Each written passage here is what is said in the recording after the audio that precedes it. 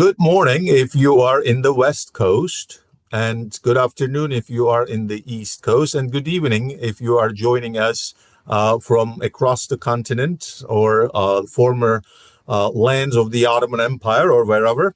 My name is Baki Tezcan. I teach history at the University of California in Davis, and I am no longer actually in even the board of OTSA, but today I'm hosting the WhatsApp as IPEC is quite busy, and also dear friends are presenting. So without any further time, let me just, oh my God, it's been a long time since I did this. I'm looking how I share here because I had a little, oh,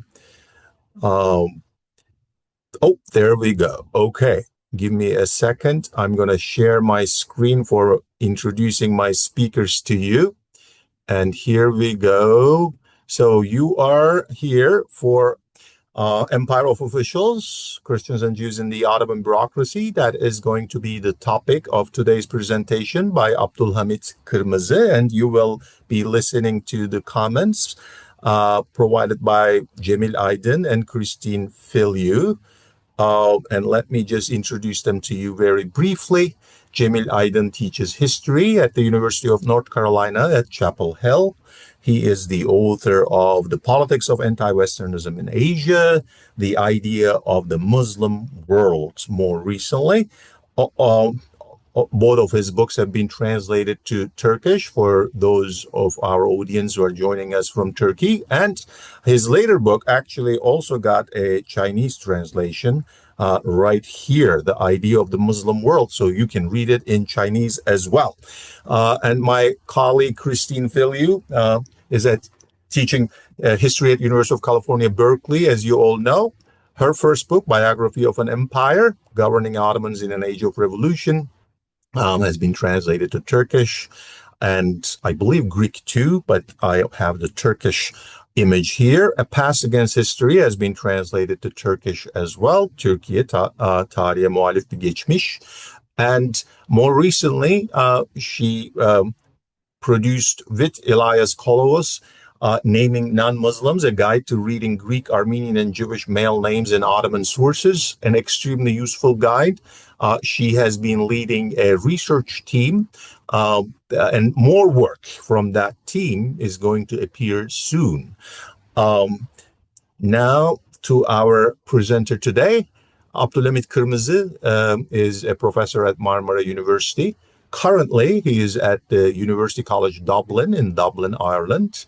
And he is the author of Avlonyalı Ferit Paşa, Bir Ömür Devlet, Abdülhamit'in Valileri, Osmanlı Vilayet İdaresi, 1895-1908. And then he is also the editor of Osmanlı Sonrası Arnavutluk. And this is the one I like most. But actually, I had not realized he had edited this book. Has a most beautiful title in Turkish. Otur baştan yaz benim. Otobiyografiye taze bakışlar. But today he's going to tell us about Empire of Officials, Christians and Jews in the Ottoman Bureaucracy, which came out of IB Taurus recently. All right, I shut up right here, and Abdulhamit takes over from here. Thank you so much, Baki Hocam, and thank you for organizing this beautiful meeting. I'm really honored to be here in front of so many names I envy, what they have written, and whom I also used in my work here. First of all, happy Eid for those who are celebrating, and maybe I can begin by telling a little about our generation. I mean, why we are writing these kind of works. It's about, I guess, I've thought about this. I mean, what's the difference, of our generations from the former historians? I guess it's about, debunking the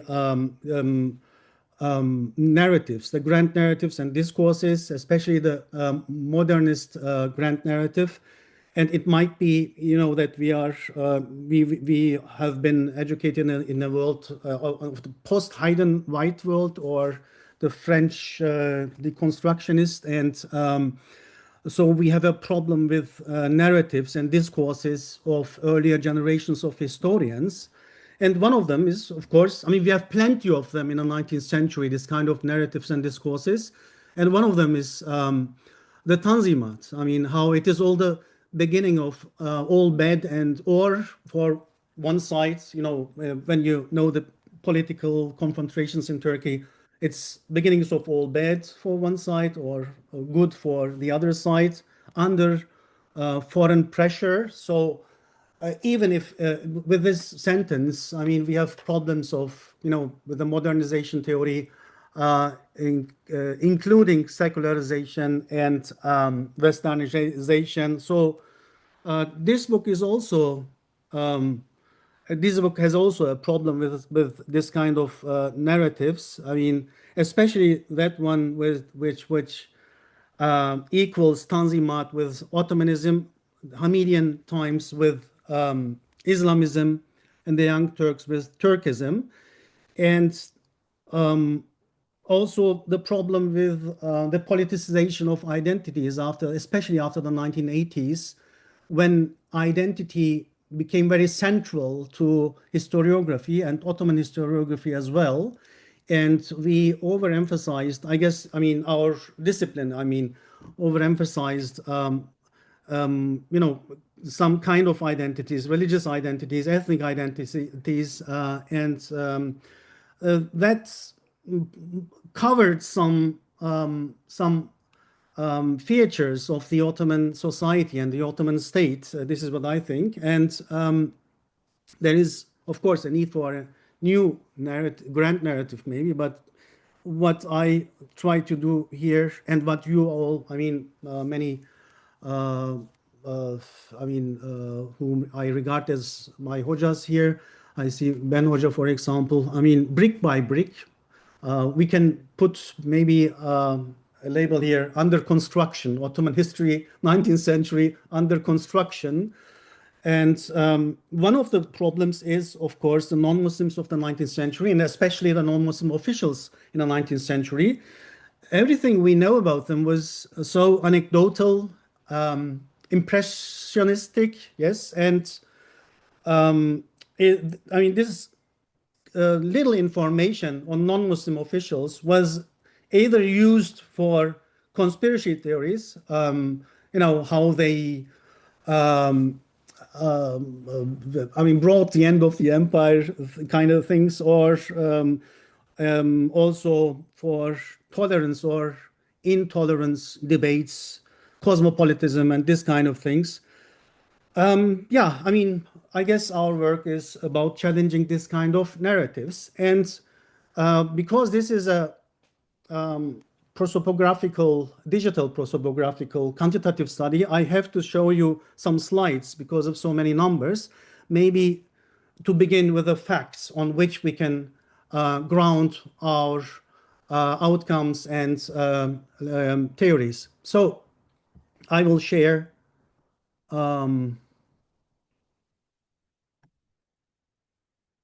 Nasıl yapıyorduk ya? Ah, yeah, here it is. Okay. This is a page from 2 pages from Sicilli Ahval Defterleri, which are the Ottoman personnel registers, Osmanlı özlük dosyaları, we can say, belonging to the officials. Mostly there are 1 pages, 1.5 pages, or 2 pages, but if it was a long career, might be, especially the first volume, I mean, they have 4 pages, 5 pages even.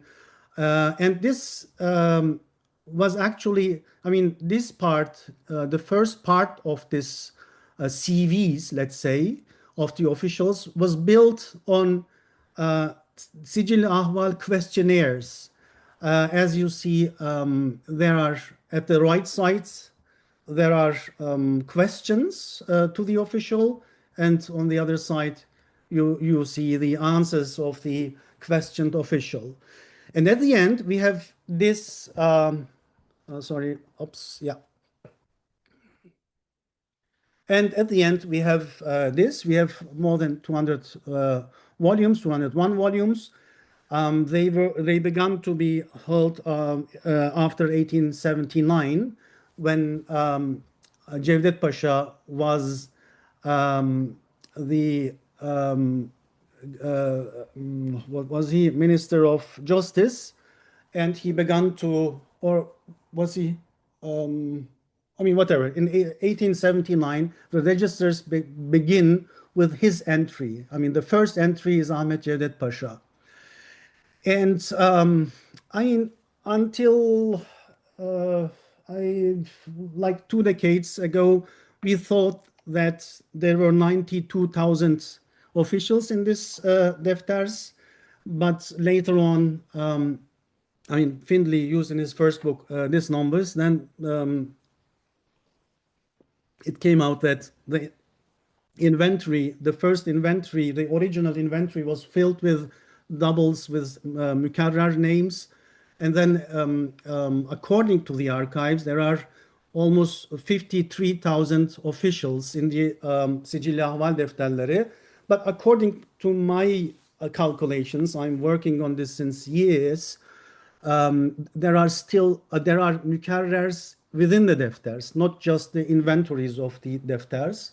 So I guess there are no more than 50,000 officials and in these volumes, 201 volumes. And very important, these volumes only include mülkiye memurları. So it's about the mülkiye, excluding ilmiye and askeriye.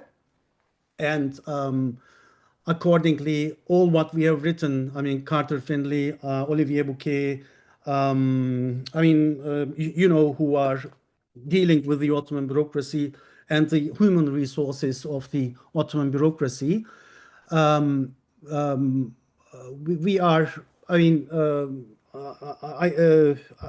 I guess they are also aware that the numbers are lower than it is declared.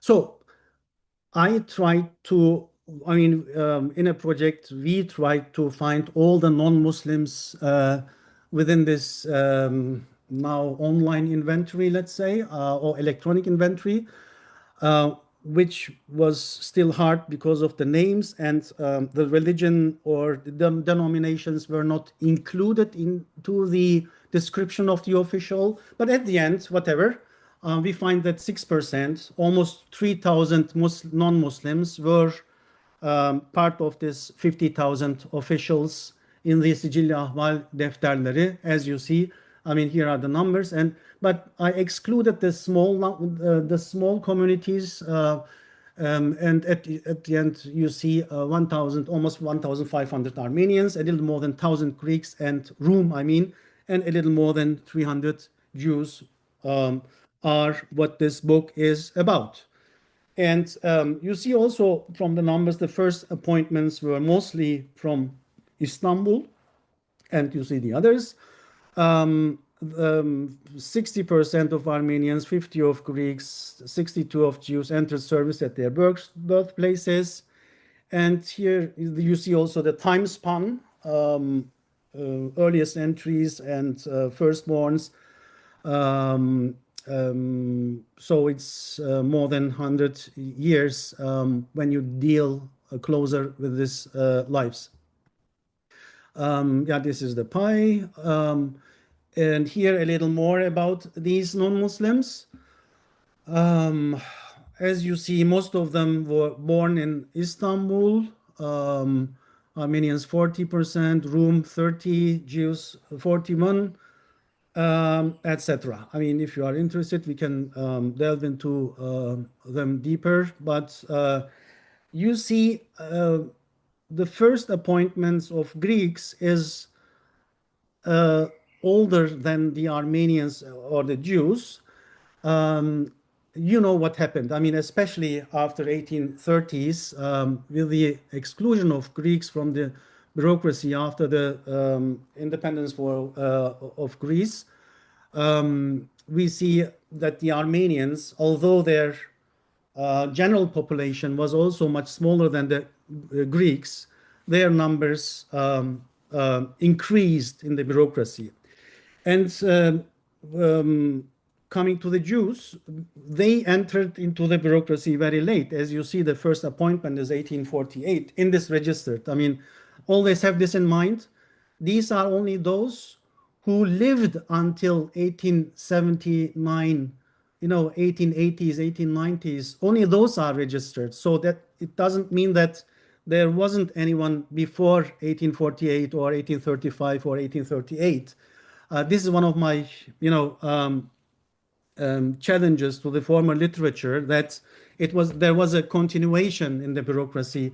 We only don't know them because we don't have the registers as we have for the Hamidian times, or what was left until the 1880s. So the Jews were latecomers because of educational circumstances, because of, remember the commando schools were opened and closed because of the because the rabbis were not accepting their, that their classical education would be harmed by this new educational institutions and so on. So, but after that, in the second, and in the last quarter of the 19th century, we see an enthusiastic effort of the Jewish elites to teach their kids, especially Turkish, so that they can so that they can enter the bureaucracy. Because the first and foremost condition to become an official is to know Turkish. I will come to that issue.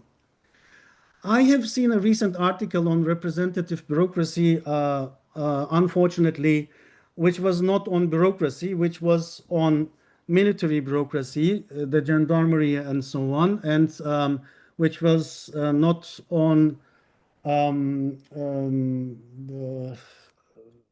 which was on representational bodies in the provinces, these people who were chosen to the vilayet or liva or kaza meclisleri, they were not officials. Somehow the writer was criticizing Findley's work and my work of not regarding the representative bureaucracy idea of the Ottoman elites of that time, which was, not the case. I mean, he doesn't know what a military bureaucracy is about, or it was not about the military or ilmi. I mean, there's a great problem in this article, unfortunately. So, whatever. These are the numbers. When did they enter to the state service? Entry years, and you see most of them entered logically because the defters were held only after 1879.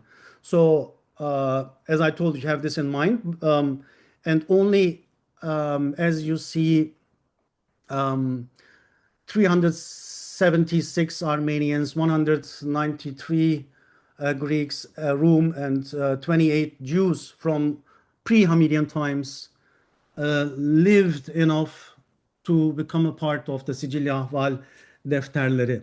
So everything what my former, the former literature says, using this defters has, forgets sometimes this thing. I mean, there were many functionaries in the Ottoman service before the Hamidian times and before the Tanzimat as well.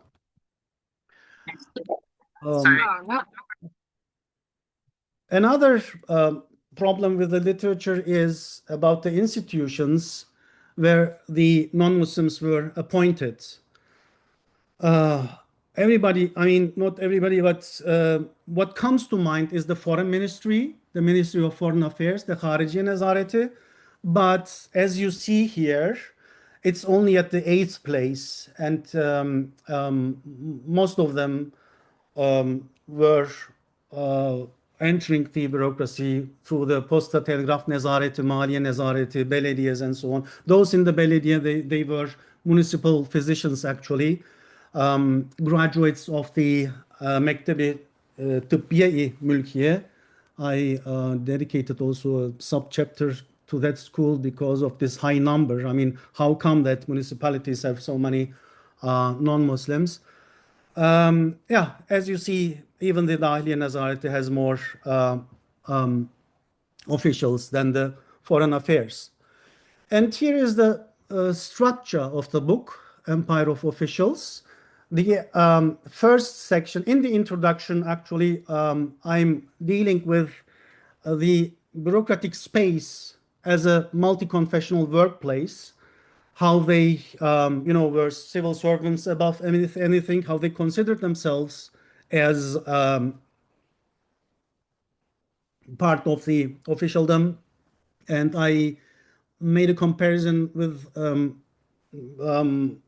members of the non-members of the ruling elites denominations in Europe, like Catholics in Prussia or non-Catholics in the Habsburgs Empire in Austria, Hungary. I mean, were they Protestants or Jews or Muslims in the bureaucracy, or non-Orthodox in the Russian bureaucracy. So it's not just about, non-Muslims in the Ottoman bureaucracy. I tried to compare it with the non-majority community members of their societies to get an understanding how big this, presence, how important this presence of non-Muslims in the Ottoman bureaucracy is. And then I also deal with the issue of identity, plural selves, multiple loyalties, multiple identities, and etc. All these debates in identity theory.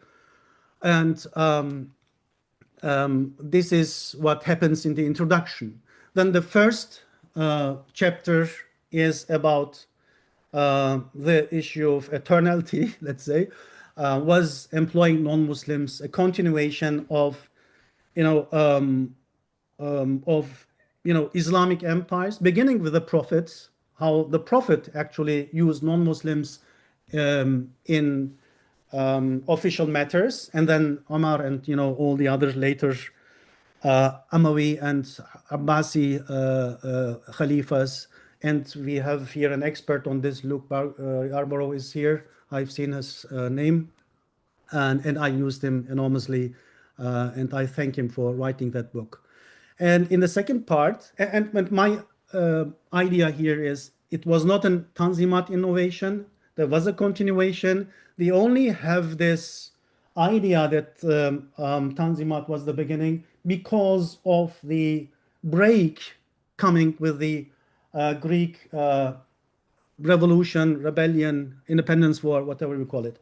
And I've given a lot of examples, what was the pre-modern bureaucracy and how was the place of non-Muslims in this bureaucracy, whereas now we have a modern bureaucracy in becoming, and non-Muslims, of course, in numbers became more visible because of the depth of the bureaucracy. The bureaucracy became bigger. So the second part is on the provincial administration, how they served in the empire's margins. And then comes the third part, which are, the most great interest is in this quantitative part of the book, the midst of the book. In movies, they make the height of the movie in the 45th minute if it's a 90 minutes movie, And here, I tried to do the same by putting the numbers into the midst of the book. Then we have a chapter on education. Here, the main debate is about, were the non-Muslims more westernized? It is therefore that they are hired in the Ottoman officialdom. It has also something to do with, of course, with the myth of Harici Nezareti, that they entered there because of their multiple languages and so on. So I looked into the languages in the next chapter, Fluent in Empire, how they what was the importance of the Turkish language and the other languages, and how they did learn on their desk also with their friends, with their colleagues, other languages. And I try to make comparisons, with Muslim officials, which I hope, my next big project on the officialdom would be on all the officials, 50,000 officials. We try to frame this kind of a project with Ömer Akyıldız, who later than me, this was, 3,000 was the biggest sample on the Ottoman bureaucracy so far. But he worked on 5,000 officials of the Post and Telegraph ministry, and we try to combine our forces and make a bigger project of it, including all 50,000 officials. Then we will see, the relative differences between the Muslims or non-Muslims or whatever, the general tendencies, generalizations. One of the problems is, of course, the generalizations we make with the samples, and which was made in earlier works, whereas the samples were much, smaller, maybe 10% or 50% of this work. So I tried to be very careful while also challenging the earlier outcomes, overgeneralizations. The Ottoman bureaucracy as a multi-confessional workplace, a space of intercommunal life. My interest is the social history of the officials, and how they shared their collegiality and how they behaved in their daily interactions. I wrote earlier on Pashas mostly, Abdulhamit'in valileri, the governors of Abdulhamit or Aldanyalı Ferit Pasha and so on. What I deal here is more and mostly with the petty bureaucracy, the petty officials, and how they shared, their shared and bureaucratic identity, networks of patronage, how they were involved in joint malpractices, how they were united in oath, rank, uniform, and medal. For example, they entered the civil service by taking an oath on their own religious books on, the Jews on the Old and the Christians on the New Testaments, whereas Muslims were taking their oath on the Quran. Offices were closed also during the Christian holidays, not just in the Muslim holidays. And non-Muslim officials wear their official dresses in those times, like Paskalia. This is the structure of the first chapter. Maybe some would ask about how the Islamic jurisprudence sees this employment of non-Muslims in Muslim empires. There I put the subtitle practical. They were practical rather than principle. The Muslim empires, the Muslim caliphs, and also the Ottomans, both in pre-modern times and in the modern times. And non-Muslim employment was not exceptional. The Tanzimat was not the beginning. I'm also dealing there with Tanzimat and Ottomanism. And the impact of 1848 revolutions on the Tanzimat are, I mean, generally ignored in Ottoman historiography. I wrote about this in 2 articles on the Ottoman ulema, but here I also put a subchapter on this, how the Ottoman ulema engaged in reforms of non-Muslim rights, emancipation of non-Muslim rights, because of the coming danger from Europe. So they tried to make preemptive, what we call it. I mean, they tried to be proactive in giving these rights to the Ottoman non-Muslims before they demanded themselves from the state.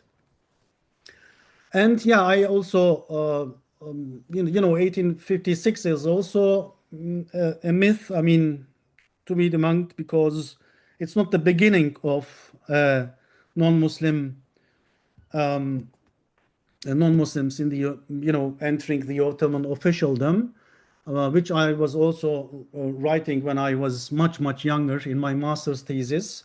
So this is not more relevant. I guess I have shown how it was. Yeah, Christian pashas emerged after 1867, and then the Hamidian bureaucracy is the pinnacle of Christian recruitment. Until then, for example, we see only, ministers, for example, they are ministers of relatively lower importance, like Orman ve Maden Nezareti or İmar, what was the Imran Nezareti, I don't remember now the exact name, or Tijar, trade, and so on. Whereas with Abdulhamit begins the involvement or the recruitment of Ottoman non-Muslim pashas as foreign ministers, for example, or Maliye ministers, right? Finance ministers. So then I also dealt in a subchapter on comparison with the Christian world, how the Ottoman pashas like Cevdet Pasha and so on, how they discursively used the employment of non-Muslims in the Ottoman bureaucracy against the great powers who in India or Algeria, I mean, all in their colonies, they haven't,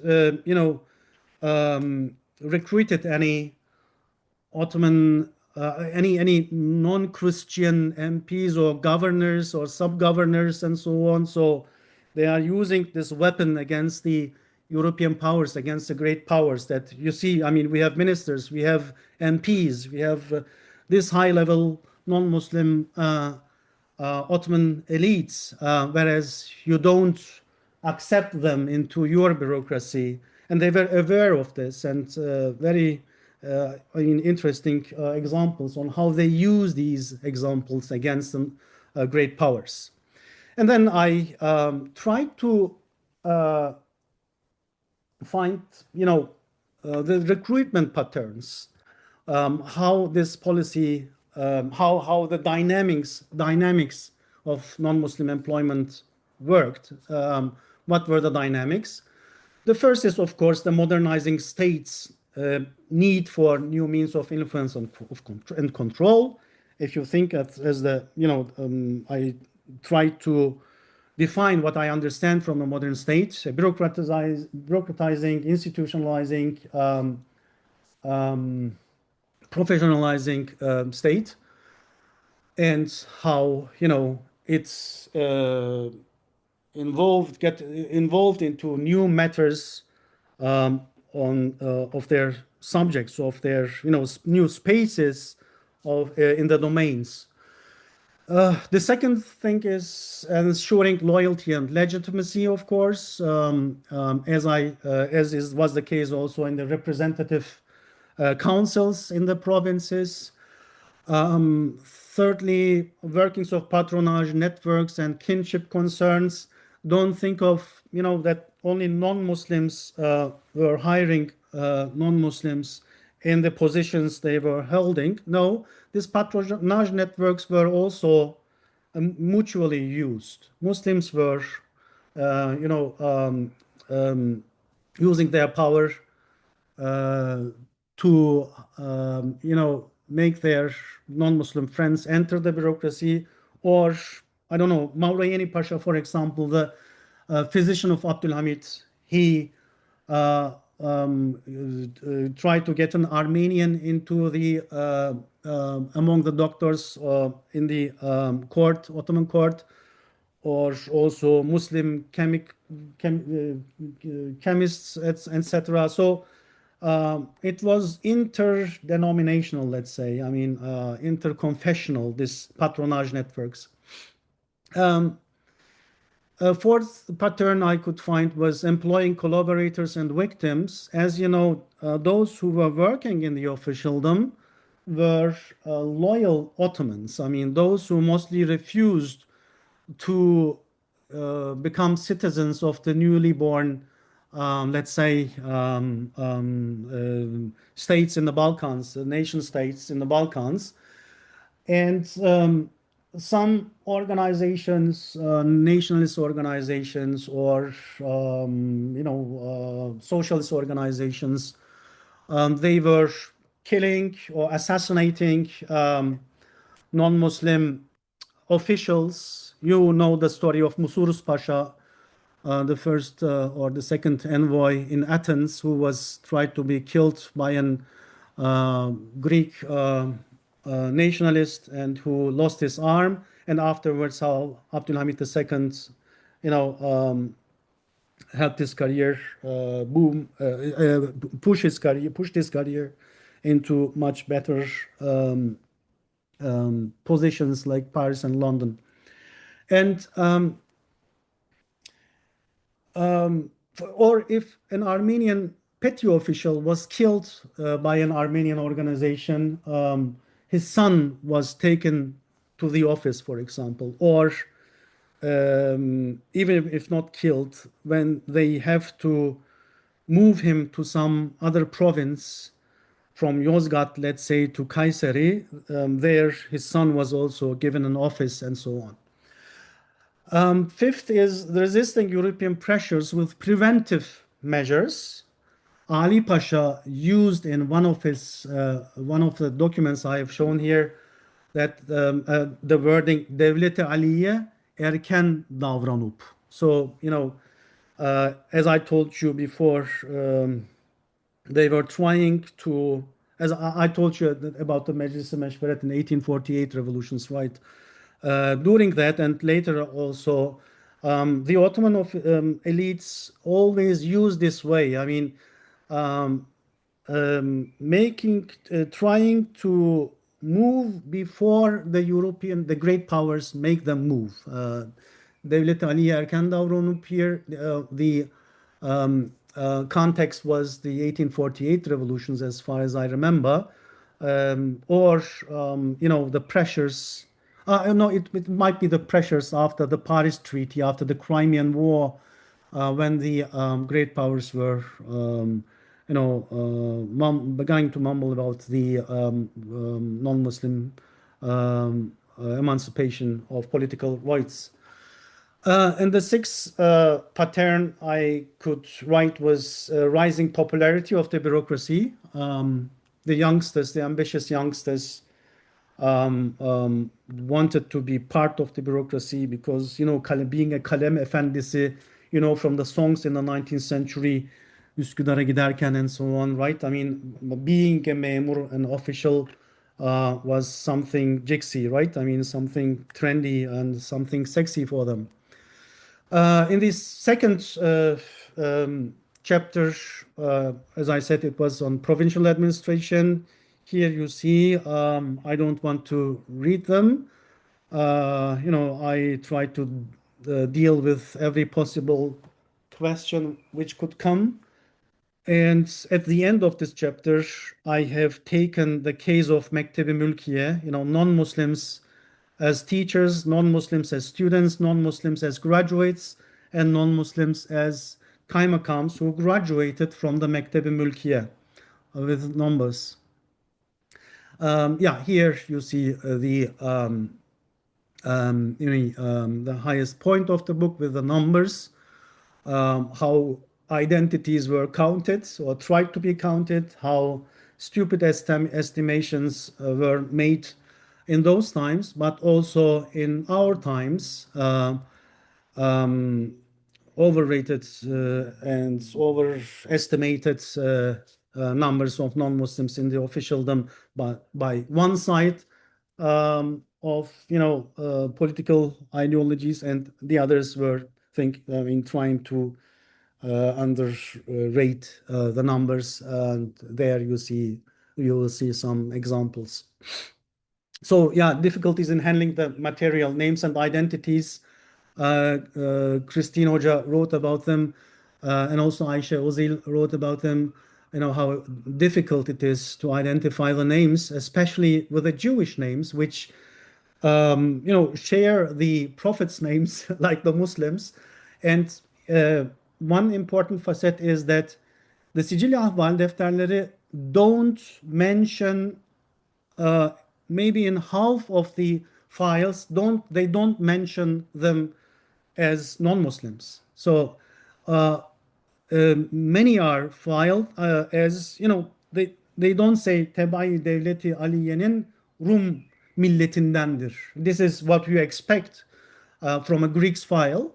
But those who worked on these defters, they know they are mostly not mentioned, and this was one of the biggest problems. And therefore, I also wrote it in the book. I had to update my numbers during my work, and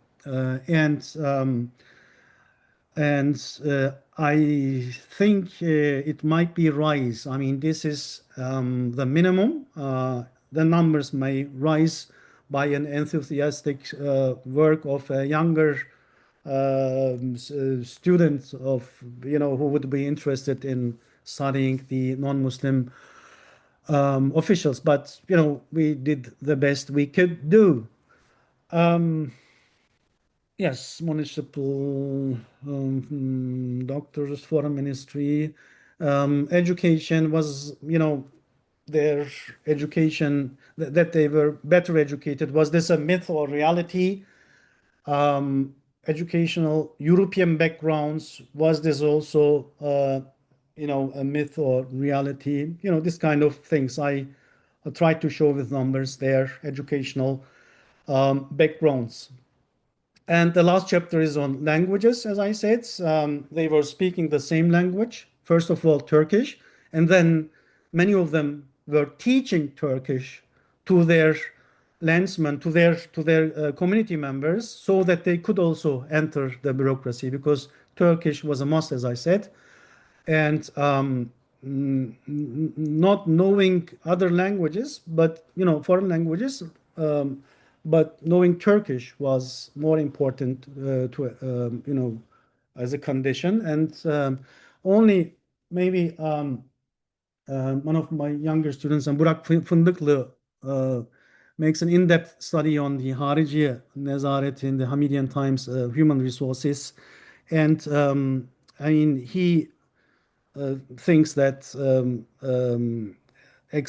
Hariciye was an exception. There were people from old Fenariot times who didn't know Turkish but were in the higher echelons of the foreign ministry because of the use of French as the official language in the foreign bureaucracy, a bureaucracy of the foreign affairs. And yeah, I tried to show how much they have published in Turkish and collaborated with Muslim Turkish officials, co-written books and so on. And yeah, they were speaking and learning and using each other's languages. And here is the constitutional basis of non-Muslims in the Ottoman officialdom, which I was talking about. All subjects of the empire are called Ottomans. There we begin. And all Ottomans are admitted to public offices. And then eligibility to public office is conditional on a knowledge of Turkish. So this is the base of um, um, you know um, Ottoman officialdom's non-Muslims. Yeah, one of my main points in this book is that education, occupation, class, ideology, collegiality, this kind of feelings or belongings could override communal identities, communal belongings. As though I mean, in the introduction, I made an anti-identity approach, trying not to use this word, but this identity, this word enters the academia in the 1950s the first time, and 60s, 70s, and after the 80s, it becomes very dominant in the historiography.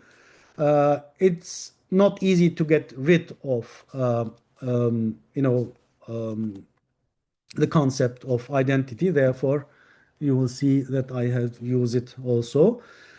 Yes, simultaneity of multiple attachments, religious, ethnic, imperial identities, and loyalties could overlap. This was the case mostly in peaceful times. Of course, in times of crisis, in times of war, rebellion, revolution, whatever we call them, at those times, this uh, um, this belonging, multiple attachments were, sinking, that they were shrinking, and at those times it was not working. I mean, this multiple loyalties and belongings and identities idea, let's say.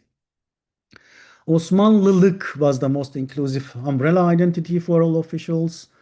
Yeah, I have given some accounts where non-Muslims like Sava Pasha, like Kalimaki and so on, how they were regarded as Turks in the texts of in British text, German text, or in foreigners' text who were visiting, or in Lady Layard, for example, the wife of Henry Layard, how he used these words for non-Muslim pashas, non-Muslim officials. I have given some examples. Yeah, I've talked about shared networks of appointment, promotion, and protection, connections. Um, yeah, I guess my um, uh, yeah, my time is wow. I'm yeah, here I can stop actually, and yeah, we can have a Q&A section if you want. Sorry, I didn't. Thank you. Thank Uh, you, Abdulhamit. No problem. We will have Christine first with some comments and then Cemil. Thank you. Thank you, Baki. Happy Eid to everybody. Thank you so much, Abdulhamit. Amazing book. I congratulate you. This is a huge, I understand the kind of hard work that goes into granular data like this, and it's a huge contribution. I have a couple just scattered questions. I have tons of questions, but in the interest of time, I'm just going to throw a few scattered questions at you and then let the audience and Jimmy take over. So I guess my first question when reading it was, can we see the database? Like, are you planning to publish the actual data somehow? Because it's so rich and you're giving us so much, but there's like it's very tempting to want to engage directly with the data because it's just incredible. It's the first time anyone's put all this together. So that's the first question. The second question is you talk a lot about equality and collegiality. And I wondered, is that something that actually comes through in the Sicily Ahval? Like, can you see it from the actual CVs, or is it something that you're extrapolating because of the presence of all of these people in the same offices and some of the sort of cross-referencing you've done of particular anecdotes? So that's another question. A third thing that made sense, but actually I don't think anyone has ever shown this with data, is that the gateway, the period during which most non-Muslims are entering the bureaucracy is the Hamidian period, which is fascinating, right? Because through the Turkish national lens, that's the period of, absolutism, autocracy, and, authoritarianism. And yet I know from through the Greek lens, if you read in Greek historiography, the Hamidian period is not where the biggest problems were. The problems happened after 1908, actually. So that was it, and we know there was this huge embourgeoisement at the port cities and everything. A lot of quote unquote positive things were happening economically and socially for non-Muslims in that period. So I just wondered, do you feel like this opens out into a kind of a new interpretation of the Hamidian period, given the data that you're bringing to us? And let's see, I have so many more. Oh, and super interesting that they did not explicitly indicate the confession in the Sicily Ahval for a lot of the cases. And I can totally see how it's a problem when you're putting together the data, but also what does that tell us? And what is it about honoring the words of the Constitution, which was only in 1879, it had just been closed again or just been abrogated again, right? So is it about some level on which this Ottomanism, and I know that word wasn't used yet, is it about the earnestness with which some of those words were applied even after Abdulhamid closed the parliament and abrogated the constitution? Like, what do you make of the fact that they didn't mention the confession?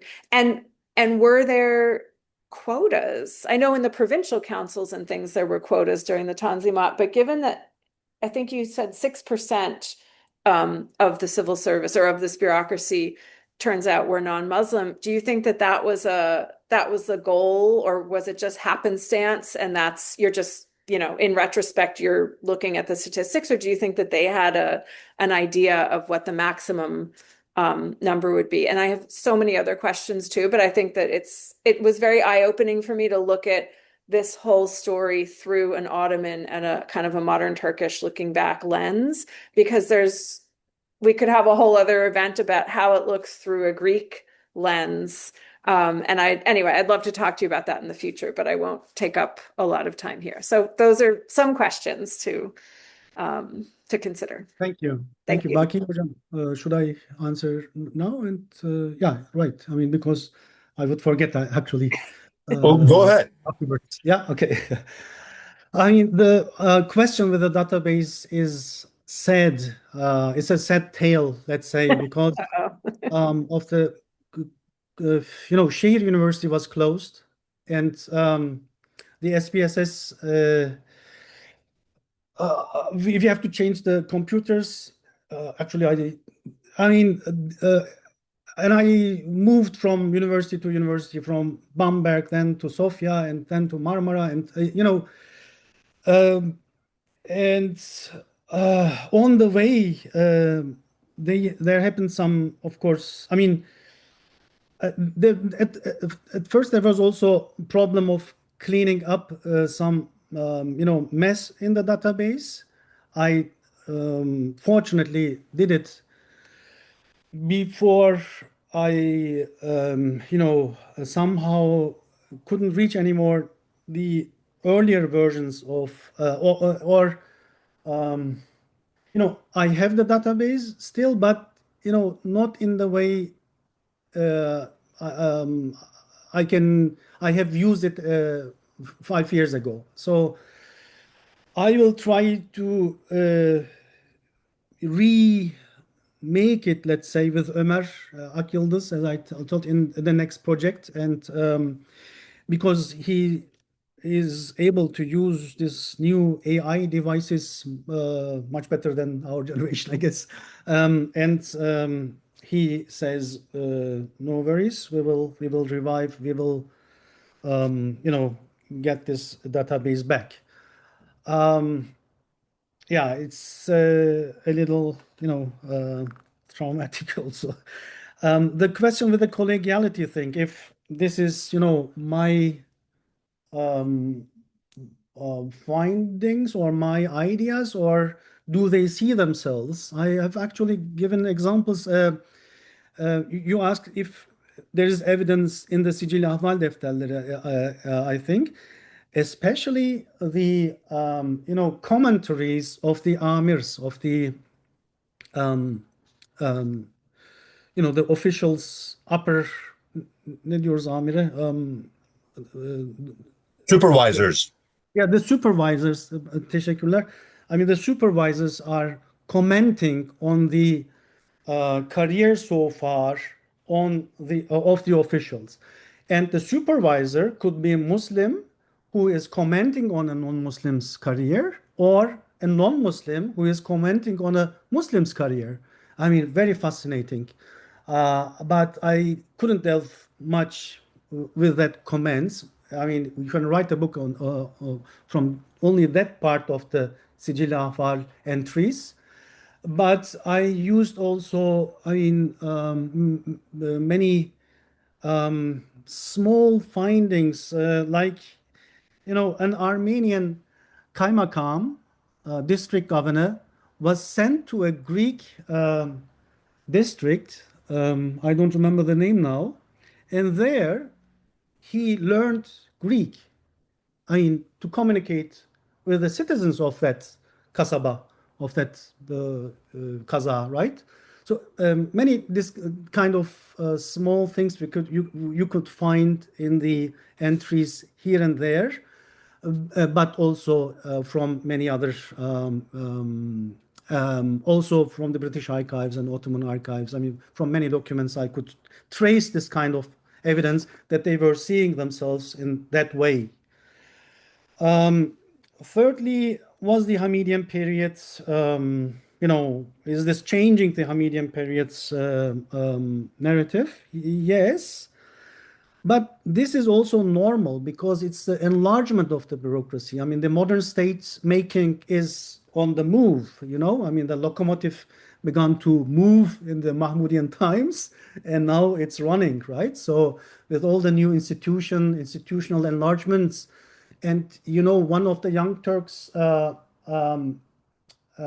claims against Abdulhamit was that he was using bureaucratic recruitment for loyalty issues and so on, so that they became loyal to the Sultan himself, and therefore they cut many jobs after 1909. Tasfiye and tensikat, but still, it's. I mean,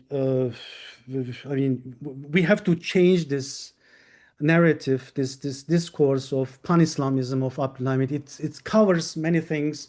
I mean, in all these times, in Tanzimat times, you can see also Islamist and Turk. I mean, you can trace many different kinds of policies. In the Hamidian times, you can trace, I don't know, Turkish policies, Ottomanist policies, Islamist policy. It doesn't have just one label. I mean, Ottomanism for Tanzimat, or Islamism for Abdulhamid, and Turkism for Young Turks. Young Turks were Ottomanist in many, in their policies, and Islamist also in many policies. So we have a problem with this generalizations, overgeneralizations, with this naming of these eras. And were they earnest, or not talking of their denominations in the CVs, in the Sicil Ahval defterleri? Yes, I mean, I'm happy to have this problem because it shows this non-interest of the Ottoman bureaucracy in their denominations, of course. Yeah, you could expect it in a later German bureaucracy that they were handled in different volumes even, right? But here you see they are here and there scattered, not easy to, find them and list them. And one facet of this problem is actually that these CVs are grounded on the questionnaires which were filled by the officials themselves. They are autobiographical. So if the official didn't mention his denomination, his religion, uh, or whatever ethnic affiliate, they don't ask him, to give it later on.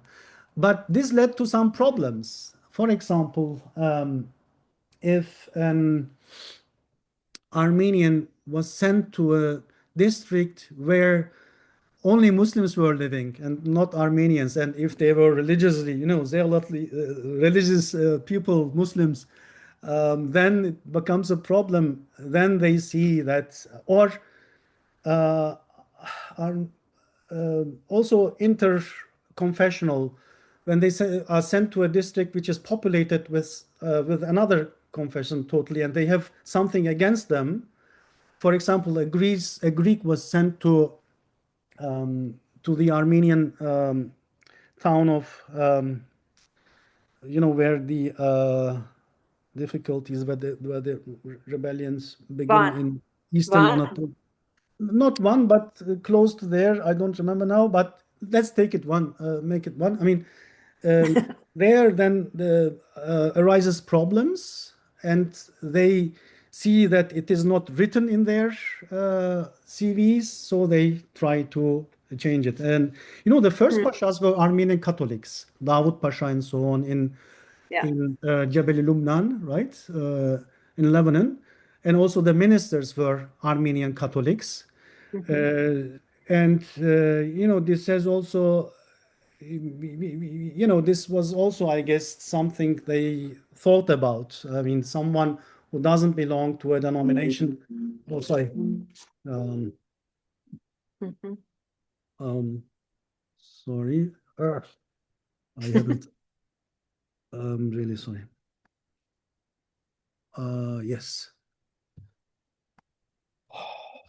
Um, mm, I have one more. Oh, so you're still answering. Okay, I have one more question. the quotas, Yes. was this a goal? No, there were no goals. It's incidental. It's not calculated. This is somehow naturally happening. As I said, there was no idea of representative bureaucracy at those times. In no empire was such an idea, such a policy. It begins only with the, like police forces, gendarmeries during the Macedonian question and during the Armenian reforms in Eastern Anatolia after 1895, 96. There begins this kind of concerns and calculations.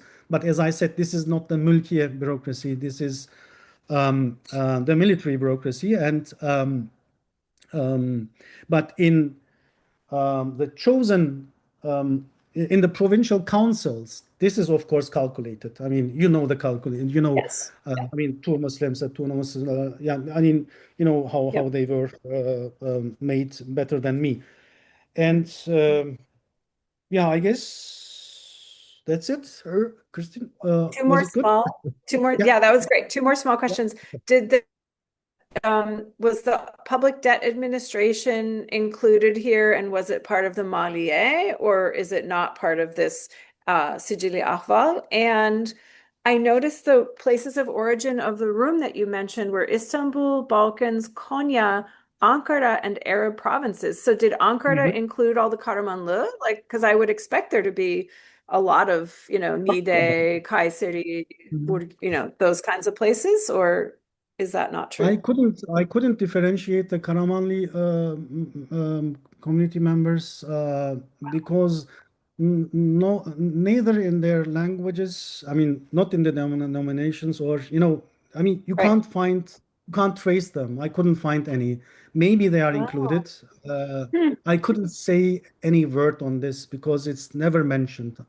Um, what was the first thing? Sorry. Oh, if the Um, public debt administration was included, I mean, I would presume they're part of the civil bureaucracy. Were they part of the um, maliye, or or is this included in the Sicily Afal defterleri? Um, they are included as another entry, and because the number was lower than, Hmm. but the name of the public debt administration changed also, and therefore maybe the numbers were scattered. Nice. because the former names, when it was only native, 4 or 5 items, were part of the taxation, like salt, this and that. They had different names. Okay. Somehow they were scattered, the numbers. But I'm still not sure if they are all there, because these are the first entries numbers. To find those who afterwards worked at the Public Debt Administration, because it was founded later, Yeah. that is also a problem of this data I have given there. So it is such a bigger work to find the second appointment, third, fourth appointment, fifth Oh, appointments. I just dealt with the first appointments and let it be there. I see. A Wow. cross examination or cross referential outcomes can be worked out, but I couldn't deal with it in this book. Thank you. Thank Amazing. you. Wonderful questions. Thank you very much, Christine. Thank you. Wonderful book. Thank Thank you, Abdulhamit. This is one of the most refreshing piece of scholarship I read recently on Ottoman history, and it reorients many Thank of you. our certainties and assumptions. And you do an amazing job in terms of rescuing this 19th century Ottoman history, both from this Orientalist assumption, but also from ethnic nationalist assumptions and Turkish nationalism. So it is, and as well as the kind of pan-Islamic lens on these period in a very careful, nuanced way. And I love the data and the statistics, and the charts are amazing. So I highly recommend my colleagues to have a book to use it in their classrooms. So my one major question is, of course, about the contemporary significance of this scholarship, because at one point we were 40 people. So you establish your Kırklar Meclisi, and we are all Ottoman historians, and our job is to not only teach Ottoman history, but also situate the Ottoman history in world history. And your work shows one of the most difficult parts of it in the 19th century, right? That you show that the Ottomans in some ways were a step ahead of other empires in terms of that kind of creating a cosmopolitan space of bureaucracy.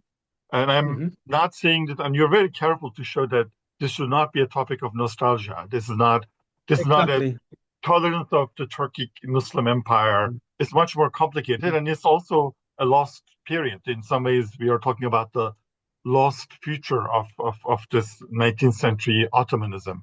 But this lost future is relevant theoretically today, because we are all talking about the crisis of majoritarian nationalism, crisis of nationalism in general. And I wonder what kind of lessons we can derive from this Ottoman perspective, and how we can situate it in our understanding of 19th century history. And I want to give one example about the relevance. Is that recently a colleague of mine here was in the same panel with Professor Seyla Ben Habib about the crisis of Zionism and nationalism. And he was telling me that Seyla thinks that Israel's liberal Zionism wouldn't work because of the nature of majoritarian nationalism, and she was advocating a kind of a cosmopolitan alternative. And I was telling my colleagues, like, well, because her family is from Istanbul, like, did she mention the Ottoman past or Ottoman experience? And I'm just reporting my colleague. Apparently, she talked more about Kant and didn't mention the Ottomans. And I think, of course, we don't mean to say this as a nostalgia, as saying that Ottomans is a better model, but Palestine was especially a good example of what you're trying to show. It was a cosmopolitan Ottomanist space, and then with the kind of model of majoritarian nationalism, we have seen the crisis that we see today. But if you look back, what lessons can we have? Because you are implying that this actually died in the traffic accident of 1950 in World War I and Tehcir. Otherwise, it had this viability. It had this crisis. I think this nuance is very important. You show that 1895 is very important in the Abdulhamit era, that the kind of role of Armenians is shaken. But I wanted to ask, like, weren't there anyone who were doing this kind of iman tazelemesi, meaning that were they even against all this crisis, would there be people who are reinforcing the kind of noble ideals of Ottoman cosmopolitanism? Was it viable? Could it have survived without the World War I? In general, theoretically, if you're talking to the political theorists today, how would you make this experience shedding some new light on contemporary issues of nationalism and diversity and cosmopolitanism? Yeah, thank you. Very big question. I'll try my best. I mean, the post-World War nationalization of the world made it impossible to exist this kind of older worlds. This is a tale of a sunken world, actually. I mean, it was impossible to do this anymore. And we can also find some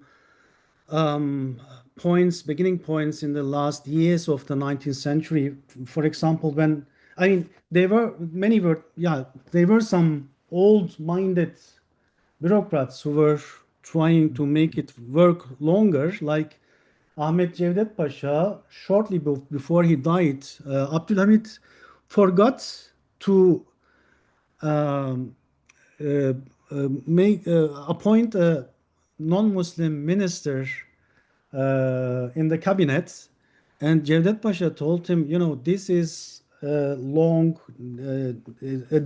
tradition now of long decades. I mean, the cabinet without non-Muslims is not seen so far since 3 or 4 decades, and therefore you have to put a non-Muslim minister, a Christian minister, to the cabinet. He reminded him, and Abdulhamit said that he just forgot this, and so it became like a post not Tanzimat, post Jebel Lumnan. It begins in the 1860s, the second part of the 1860s, that a minister is part of the Ottoman government, non-Muslim minister. Would it work? No, I think after the Balkan Wars even after the Balkan Wars, concerns about these issues begin. And after the First World War, it was not possible anywhere in the world anymore, in the post-imperial new nation states world, to have this kind of multi-confessional bureaucracies or something like that. Actually, my book begins with a provocative, example that in 2022, an Armenian was appointed as district governor in Babadağ, Denizli. And this was the first in Republican times. And after, 1926, when being a Turk was, became the standard of the law of civil servants, right? 1926 Memurin Kanunu was not allowing non-Muslims to take state posts anymore. And after almost 100 years, we see that such an example, that a district governor an Armenian district governor was appointed. Okay, in some of you would say we have Cem Behar and so on. In academia, after 1965, we have in university hospitals and also university posts, we have non-Muslims, Christians and Armenians, but and Jews, but not they after this discriminatory law was changed, still non-Muslim citizens of the Turkish Republic were reluctant to to seek such official state positions. And for me, it is this world will never, especially nowadays, it's times of neo-authoritarianism, and I don't think that, authoritarianism doesn't mean that they would not, Abdulhamit was so, and you see most of the non-Muslims were appointed in his time, or this Armenian district governor was appointed under the AK Party government. and it doesn't mean that they would be so. But in this stage of nation states, let's say, I mean, especially if you think for Turkey after the coalition with, after the coalition with the Nationalist Party, it's impossible. I mean, I see that, to evoke or to remake this kind of a world happen again. I mean, was asked this before in in a Turkish Zoom meeting, and I said, it's impossible to have imperial policies with nation state minds. I mean, our minds, the set of politics in in the post Ottoman nation states world. I don't know. It wouldn't. I mean, this will not happen again. I don't think so, because also population-wise, it's impossible. How many Armenians, how many Jews, how many Greeks are living in Turkey? So even if you try to take all of them into the bureaucracy, the Turkish bureaucracy consists of 4 million officials. If you take all non-Muslims into the uh, Turkish officialdom, it still wouldn't work, Cemil hocam, değil mi? Yani I don't know if this was helpful. But I do, and before other colleagues note, I mean, as historians, just to write about this period and this story is actually refreshing in people's mind. That the fact that these characters existed, and some of your most amazing examples are actually the ones that you mentioned, how non-Muslim bureaucrats wrote about Islamic law, Islamic thought, and their civilizationalism and their cosmopolitanism. So as historians, that's the best we could do, just to show that another world was possible, and leave it to the rest. It was possible. Futures past for me. I mean, we use this. This kind of histories are used for presentist affairs. Let's say presentist ideals. Let's say. I mean, for many it's nostalgia, and also these kinds of futures are imagined for the sake of the present, and this kind of present, it doesn't allow to imagine this kind of a future, I guess. So I'm not much hopeful, especially when we think how many people will read this book, or how many people are dealing with this kind of literature. Even if someone comes to a lecture for 1 hour, the remaining 23 hours they will spend on state televisions. So I'm not that much hopeful, unfortunately. Thank you. Thank you so much. So as I wrote in the chat, if the dear audience members, please feel free to raise your hand, but use the raise hand function among the Zoom controls so that I can see you, and then ask your question in person. Or if you're camera shy, please write a question on the chat for our presenter, and I'll read it out. If there are no questions at the moment, I'm happy to ask some. Is there a question? Let me see. No, I don't see anybody yet. So I'll just say first, Hamid, it was fun to see that they actually had Christian holidays recognized, because I believe recently, in the last 6 months, a member of parliament tried to make a proposal for Christian holidays to be recognized. I don't think it made it to the floor. The member of the parliament was referring to neighboring countries like Syria, Iraq, where such holidays are recognized, Christian holidays. And it will be interesting. Perhaps he should have added in his proposal that during Hamidian times, we recognize these holidays. Maybe then our president would listen, because he really loves the Hamidian times. So maybe a little reminder to him about Christian holidays being recognized during Hamidian times might help him.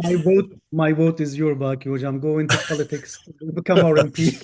Well, yes, no, I don't think so. So I actually, I didn't assign your book, but a graduate student with whom I'm doing a reading course wanted to read your book as part of the reading course. I don't teach late period, but I have a colleague who does modern Middle East, and her graduate student needs a reading space. So we did a late Ottoman kind of field. And as a result, I got a chance to look at your book with this student, and we really enjoyed it very much. This is a little, so you're right. The idea of representative bureaucracy didn't exist. And yet it is actually possible to see that the number of bureaucrats from, it's not quite, it is possible to see that the number of bureaucrats from Christian Jewish backgrounds was rising. It had not yet reached quite the level of their representation in the population, but it was rising. That is what the data you show us suggests. So had a different future been possible, perhaps it could have risen more, but it looks like still in terms of thinking about how much of the population was Greek and how many of the bureaucrats were Greek, or how much population was Armenian, how many bureaucrats were Armenian, there was room for growth for sure. So it is possible to look at this as the half glass is full, half glass is empty. I think you make a very good point by reminding us that at the time in European empires, you didn't have a lot of the people represented in their bureaucracy. And I do remember very well from graduate school, my advisor telling me that Jewish diplomats would not be very welcome in many European countries. That's why American State Department would send Jewish diplomats to Ottoman Empire.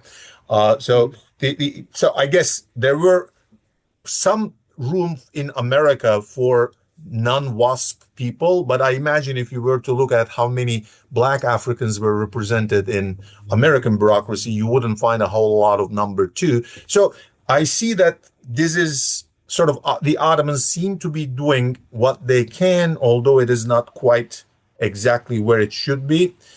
What I'm curious about is in the particular department of kaymakams. You mentioned an Armenian was appointed to a Greek sort of place. You also have an example in the book. I remember because I laughed at it. You mentioned how the names sometimes are used by both denominations, and this guy was sent to a majority Muslim place. It turned out he was not Muslim or something. Something happened and he had to be reassigned or something. I remember that, and that was funny. How about Armenians assigned to majority Armenian locations or plurality Armenian locations? Do we have examples of that? Are there cases where in the East, an Armenian district, the Kaymakam is also Armenian, or an Armenian province where the governor is Armenian? Because that would have really been the way to forestall that 1914 treaty that was going to make Dutch colonial governor of provinces in Eastern Anatolia. Thank you. I mean, very insightful things you have mentioned. And beginning with the last thing, in provincial centers, I mean, we don't see non-Muslim walis. I have given some exceptional examples from Cezayir Bahri Sefit, from the Akdeniz Adaları, from the the governor of the Mediterranean islands, as it was called. I mean, either it was, it changed the capital from roads to here and there, but there were two governors there. Other than that, there were Rumeli Sharki Vilayeti, which happened to unite with Bulgaria. I mean, the eastern Rumelian Vilayet. Yeah, this was also ruled by a non-Muslim Christian governor. And we have, of course, Jebel Lubnan, Lebanon.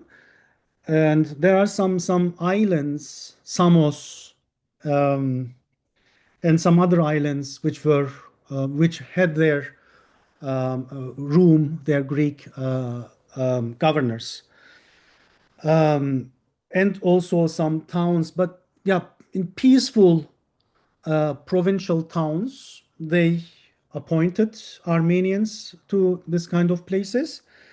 But in provincial centers like Van, for example, as Christine mentioned, for example, in this kind of provinces where the Armenian minority is not that minor, we see in every case there is a vice governor appointed to the wali, to the Muslim wali of that province. But never was a non-Muslim provincial governor employed otherwise in a standard province as wali. This has also something to do with Islamic jurisprudence. As for example, I don't know if I've mentioned it in the book, but Mawardi says, for example, that there are two kind of viziers, Vezir-i Tenfiz and Vezir-i Tefviz, and non-Muslims cannot be appointed as Vezir-i Tenfiz. That means who could freely rule their ministry, their viziriate, without much connection to the sultan, to the khalifa. So, as they could not be appointed as ilmiya members, of course, or as they had to be Muslim to be a pasha in the military, they had, I mean, the governors, the governor generals, yani walis, they had to be Muslim. And I'm sorry. Did you mean to say, I'm only asking to understanding myself correctly.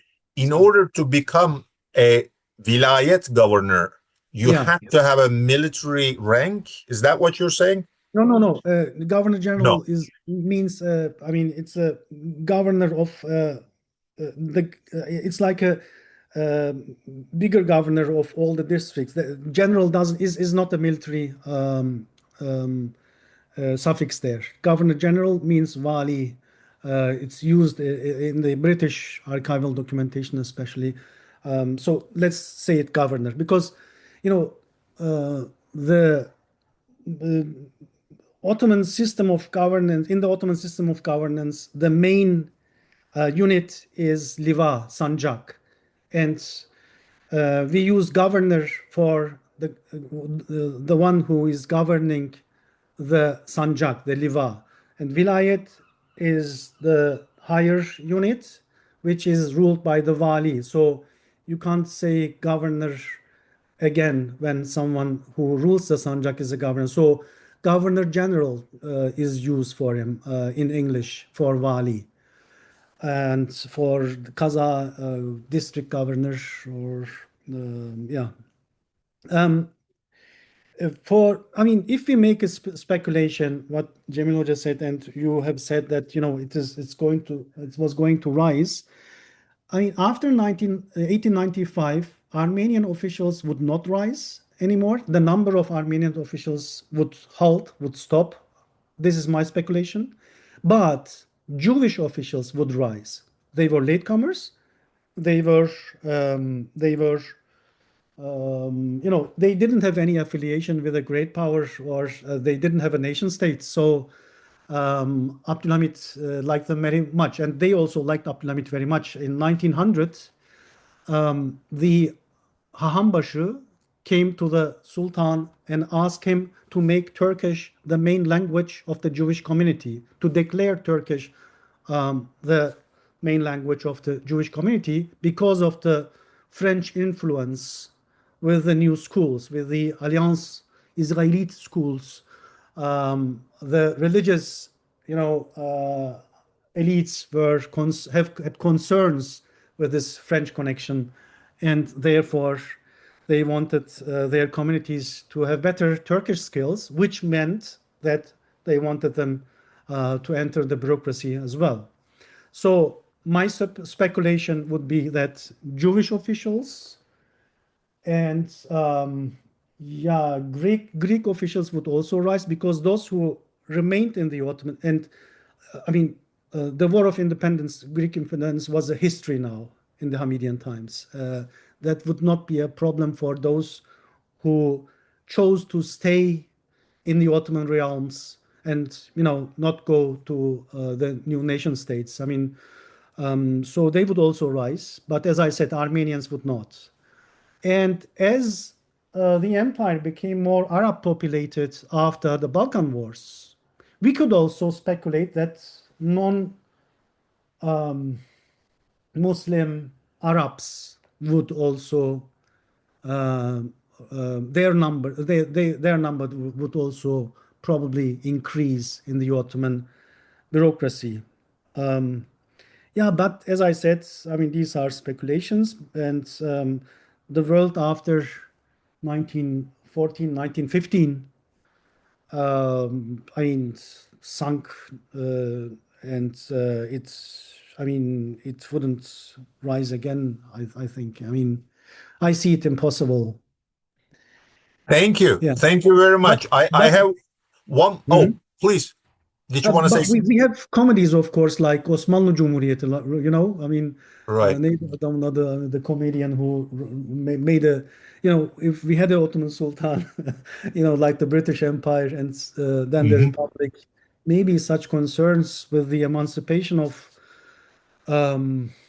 what happened after the Second World War, right? The black rights emancipation in the States, and also in Europe. Maybe things would change after the 1960s. And as I said, there was a change in 1965 with the 1926 law was not enforced anymore zealously as it was enforced before in the Atatürk times or Inonu times. So, and then Jews and Christians entered some academic bureaucratic jobs. But there it stopped. Because also the remaining non-Muslims lost their confidence probably to the state, or lost their, I don't know. They wouldn't dare. They wouldn't. They wouldn't. They didn't have. They would fear, I guess, to enter the bureaucracy, because it's no more that colorful like it was in the Ottoman times, and you are the only Christian in a Muslim bureau. I don't know how it would work. Yeah. Right. Yeah. Thank you. There was. I have one more question, but there is a question in the chat, and there is also a hand. So I'm first going to read the question in the chat. And this is from Vlada Lilic. Dr. Kırmızı briefly touched on the issue of delegated elected provincial bureaucrats. How did the upper echelons of professional civil service perceive this class of locally embedded officials? I have stumbled upon several non-Muslim notables who served in Nizamiye criminal councils without any knowledge of Ottoman Turkish, 1870s, Ishkodra, but the phenomena was likely widespread. And then he says, my apologies, running late for another meeting. Congratulations to Dr. Kırmızı. So would you like to respond to this? Thank you. Wonderful question. And I mean, these Ottoman Nizamiye councils, before they become regular Ottoman Nizamiye courts, they were also regarded, we can also regard them as councils with representative chosen members. And there, this representation was regarded by the Ottoman elites. And was there a problem? Who would provincial bureaucrats? How did the upper provincial? I mean, they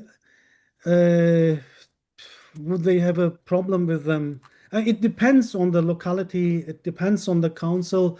It depends on the behavior of the elected. You know, there was sometimes problems between elected officials and appointed officials in these councils. Appointed officials regarded themselves as, you know, as in a higher position because they came from the metropole mostly. They were more cosmopolitan than the local, you know, members of the council. They regarded themselves in a higher position than the others. But mostly, and they were in the decision-making system in the provincial councils, they've had a more say because the chosen ones, they could be tricked. They don't know how the machine works, whereas the appointed ones, they were mostly, they had experiences in other provinces and they know how to deal with these local people. And therefore, I don't think that you know, you should be a very, if there is someone more powerful in the council, they somehow made it possible to change that member in the council, and then we can see in the Ottoman documentation we see such kind of problems, also for the British consuls, for example, in the provinces, the great powers consuls, they were trying to put their men into these councils and therefore not pushing, for example, Jewish members in these councils, even if there is a good population of Jews in that town. They tried to put Christians into the council. So there are many. I mean, the matrix is huge to, you know, about these problems, but mostly the appointed ones managed to appoint the elected ones from their sides, and therefore when they promoted that governor, they write, for example, that he is governing our province very well, our district very well, so thank you for sending him as our governor. So this kind of, you know, they use them for their own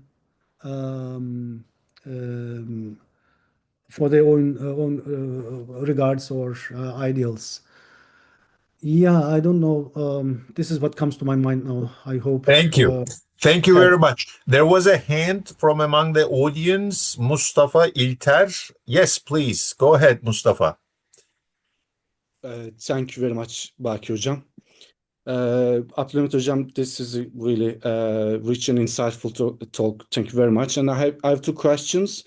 One is about granting positions in this. Indeed, networking. So more important, more specifically, power distribution mechanisms. And so from Sicily Ahval, could you be able to trace this power sharing mechanisms? So could you link prosopographical data or sources with a greater networking structure? So indeed, the last slide you were going to show was indeed directing us to understand this networking structure, but unfortunately, because of time, you have interrupted. So this is the one question. And the second question is, indeed, you mentioned in the beginning of the talk, there is a new article regarding ratio rule.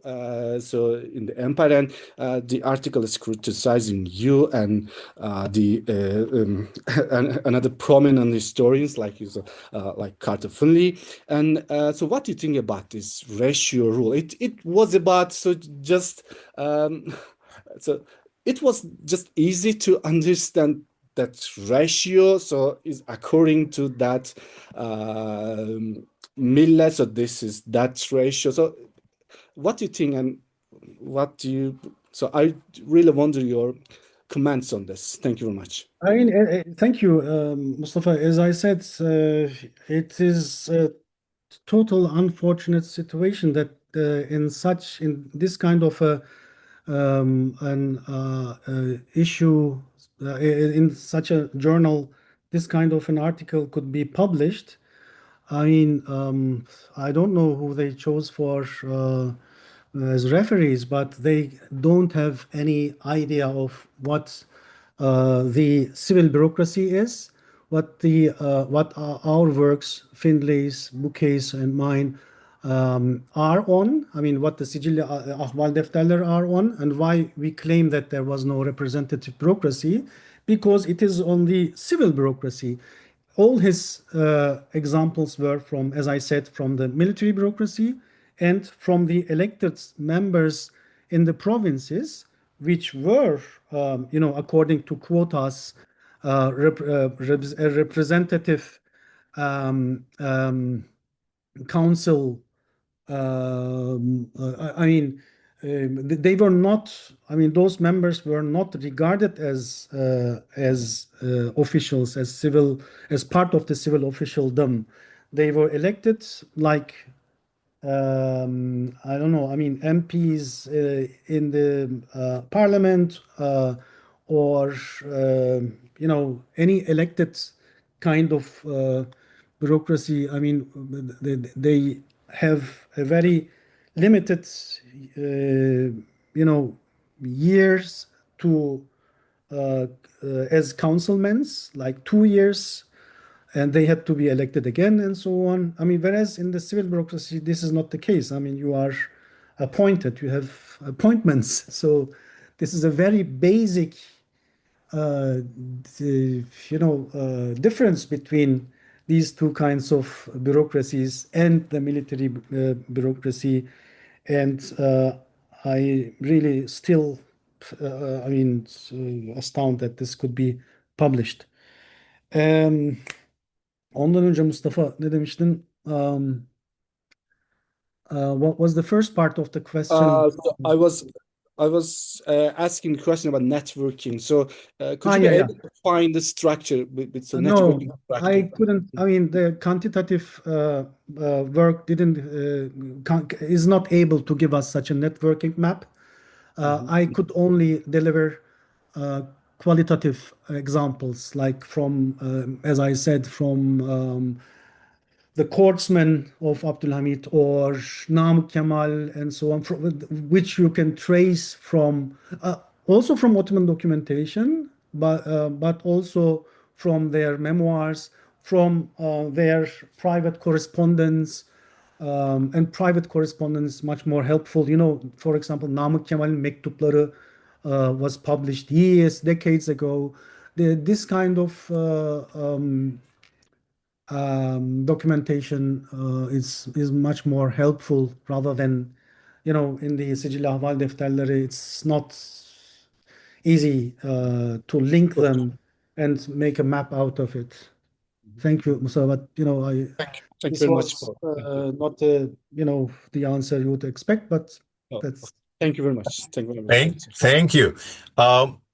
There is a question in the chat. So Engin Bolat is asking about Catholics, so specifically those becoming part of Makbul Teba. Did you see any favoritism toward Catholics in the 1860s? Also, I'm curious about the agencies of these officials. Did they provide additional space for other people with similar backgrounds? Thanks a lot in advance, he says. And I'm going to add, this was actually one of my questions. The very first two pashas appointed were Catholic Armenian. Did you count Catholic Armenians in the Catholic category in your data or in the Armenian category? And a follow-up, the Armenian names, if the Armenian official did not really identify himself as Catholic or Orthodox, you couldn't probably tell. I mean, I don't really know. Were you able to separate Armenian Catholics? The reason I'm asking this is I was kind of finding it interesting that they chose Catholic Armenians rather than Orthodox Armenians. Catholic Armenians are actually as minority in terms of the larger Armenian population. So was it a conscious choice? Is that a policy, or is it just it happened to be those two first governors happened to be Catholic Armenian, but in general, you don't necessarily see a favoritism toward Catholic Armenians as opposed to Orthodox Armenians? Thank you very much. I forgot to answer this, and combining it with Engin Polat's question is an opportunity to answer it more properly. Let's begin with the numbers. In our sample, 750 are defined as Ermeni milletinden in the Sicil Ahval. 591 are not registered with a designation. So that makes a little more than 1/3 were not having any designation. But their names, schools attended, and spoken languages prove that they were Armenians. And then we have 141 officials as registered as Catholic Armenians, Ermeni Katolik milletinden. This is in page 131 for those who have the book in front of them. And 11 are registered as Katolik milletinden. Their Armenian identity is cognized from their names, schools, and languages spoken. So that makes 152 are Armenian Catholics. And this is, for me, it's huge. I mean, it's a little more than 10% of the total Armenians of 1,498. Only one is defined as Armeni Protestant milletinden. But then we have 4 more Protestants registered as Protestant milletinden, who are definitely the Armenians, considering the site information mentioned. Another is defined as Ermeni Kadim, the very interesting record of Simon Zeki Efendi from Baghdad. It says, kendisi Ermeni Kadim ve pederi Protestandır. He is ancient apostolic Armenian and his father a Protestant. And I have excluded 3 renegade Armenians who had converted to Islam. There are some muhtedis also in the Sicil Ahval defterleri. They just cross their older names and put a Muslim name on them. The name they have accepted later after becoming Muslim is, put there. So, were they favored? Yes. In times when France was more powerful Ali Pasha, Fuad Pasha, and those times, the French had a regardful influence on the Ottoman government. That might be a factor of this favoritism.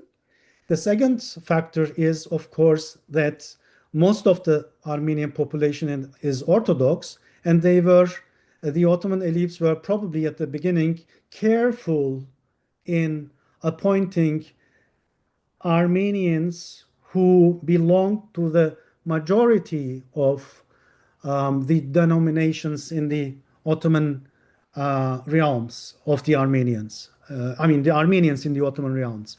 So, but my guess is after 1871, when Germany won over, after 1870, when Germany won over France, and France's importance diminished in Europe among the great powers. I guess then it will change or become more, normal rather than favored community, the Armenian Catholics. This is my guess, why the numbers are higher, especially in the earlier times. As I mentioned, for example, that the governors in Jebel Lubnan were Armenian Catholics. So from a different national and denominational belonging than those who are residing, I mean, the citizens that ruled people in Lebanon. This might be the concern of the Ottoman elites for me, why they favored the Armenian Catholics. I don't know if this Thank you. could Thank you. answer.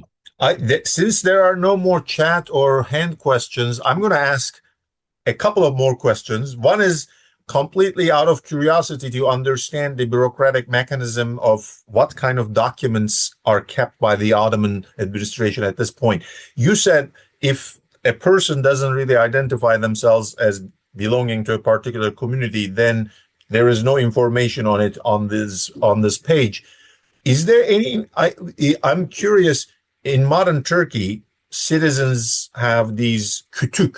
We all know what a kütük is in Turkey, but for people who are not from Turkey, in your state ID card, you are registered in the location where your first family member registered back in the day when these registers were created, and in there is information about your religion as well. So the Ottomans have similar records, and if one were really curious about finding out, doing more footwork, could you actually go back to population register? Is there cross references, that is to say, in the CVs that you find that you use for your work? Is there cross references to their nüfus registers, so that if you really wanted to find out, you could go there, and then would you be able to see their denomination in that record? Or did the Ottomans not really keep such records, and there is no, if they did, there was no cross reference? Because I'm curious just to understand the mechanism.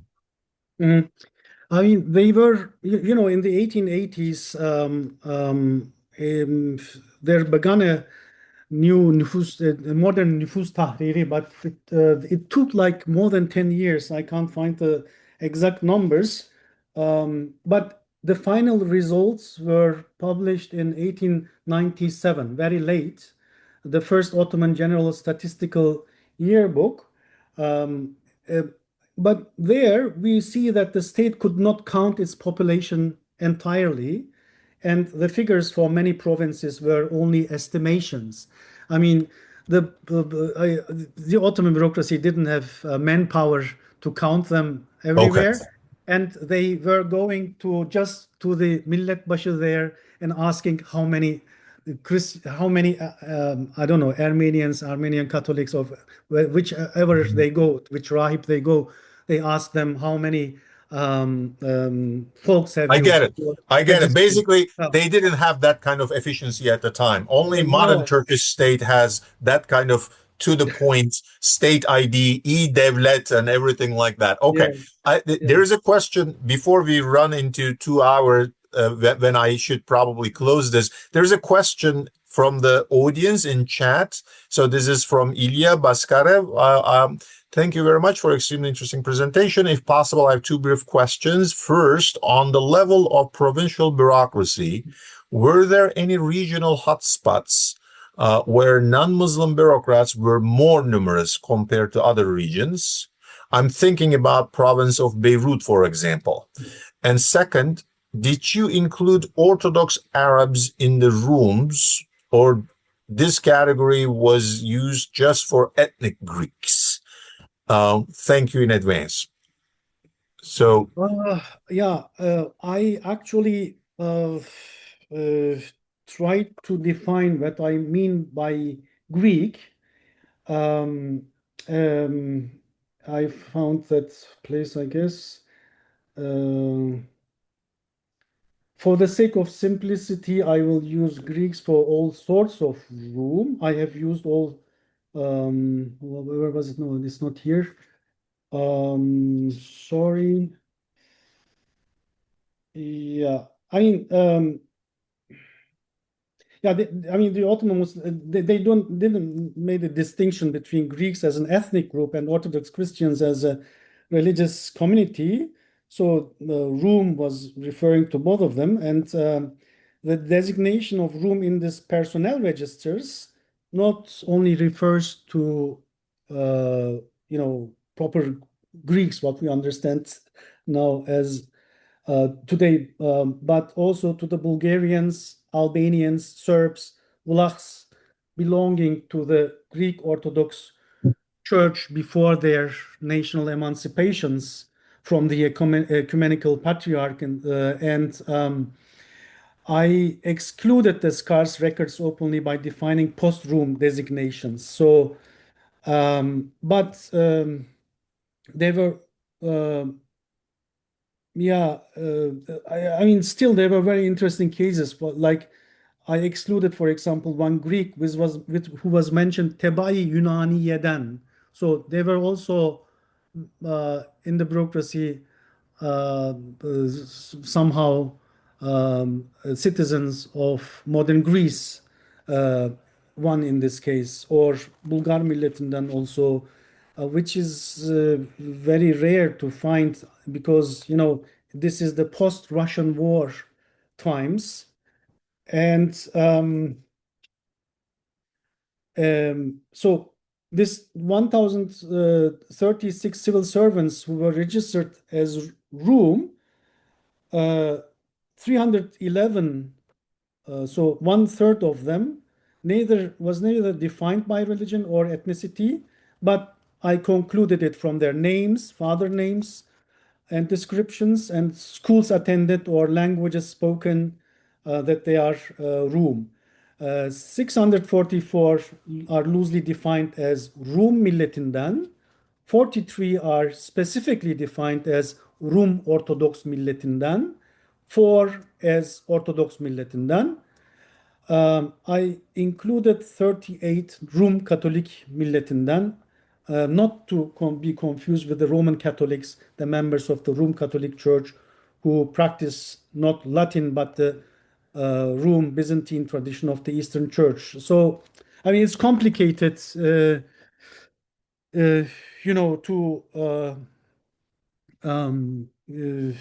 somehow to make it simpler to explain, but Orthodox Arabs are, yes, included in the room, to say it very shortly, Ilya Baskarev. Um, um, yeah, they are, the Orthodox Arabs are included in the rooms. If they are not Maruni, as I have said, I mean, I have made some exceptions, like not Maruni or Assyrians, I guess, and some of them I didn't include because they were not apostolic or Orthodox room. They were not Greek Orthodox, but they Yeah. belonged to one of the Eastern churches. Those Yeah. you did not include, you mean? Yeah. The first question from that person was, on the level of provincial, were there any regional hotspots where Yeah. non-Muslim bureaucrats were more numerous compared to other regions, maybe Beirut? I had given the concentrations at the beginning, as you remember. I can show you the numbers again. I mean, from where they entered the bureaucracy. Just very briefly.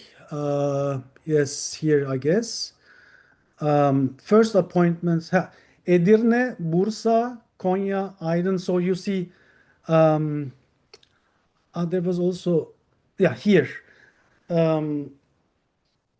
Mostly Istanbul. I mean, the concentration is in Istanbul. For the Greeks, there is also, you see, almost 23% from the Balkan provinces. Regarding Beirut, we have only 9% of Arab provinces for the Greeks' first entries. Jews, yeah, Baghdad, 11%. Yeah, as you see, in the Arab provinces, there is not much entries into the civil bureaucracy from the non-Muslim side. Yeah, we don't have the numbers for the Muslims, of course, that they might be higher. I don't know. Philliou wrote once that in his book that, the